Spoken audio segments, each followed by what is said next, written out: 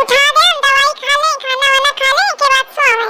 अम्मा का ये हाल हमका नहीं देखा जाता, तबीयत खराब हो जाती तो हमका बड़ी चिंता हो जाती। दिन भर बरार बरार लागी रहती, लेकिन ये लागत है कि नहीं घर में को है तो नीक लागत है। छुपा जाती तबीयत खराब में तो फिर नीक नहीं लागत घर में। जुल हुल हुल करे लागत है अगर इनकी तबीयत थोड़ी खराब होगी। भगवान इनकी तबीयत ठीक कर जाए, चार बातें सुनाइए करिए और हम सुन ले, अपन इनकी तबीयत जल्दी ठीक हो जाए। भगवान हमारी अम्मा को जल्दी ठीक कर दे, तना तन हो जाए बढ़िया।